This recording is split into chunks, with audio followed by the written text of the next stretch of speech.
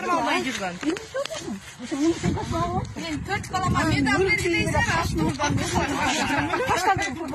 Маскачамы? Кара маска. Мен неме болсам, тиги бир баланы кармадым да. Кармасам мен өстүм, бул астын чыгып, маскачам болуп.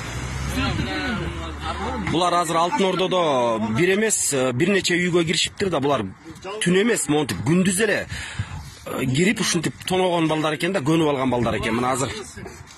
Чарчы келе калат да биздин үй айланайын. Эме ким байке? Байке.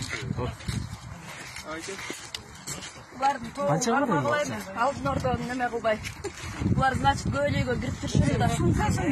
Булар канчадан бери кармалбай жүргөн да. Балдарыбыз жумушка кетебиз, үйдө калышат.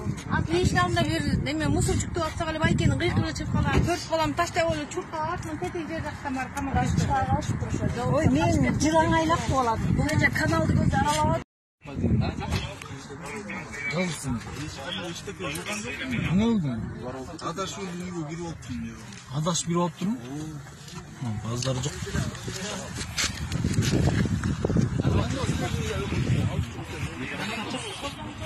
Азыр мына бул Октябрь райондук милиция кызматкерлери алып кетип баратат.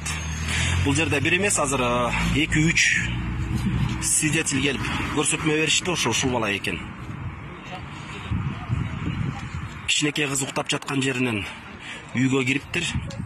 Ойгонуп, кичинекей кыз ыйлап-ийсе качып чыгып кетиптир. Анан кошуналар аркасынан кубалап таппай калган экен. Могу көрдүңүздөрбү, могу канал, Алтынордонун жээги.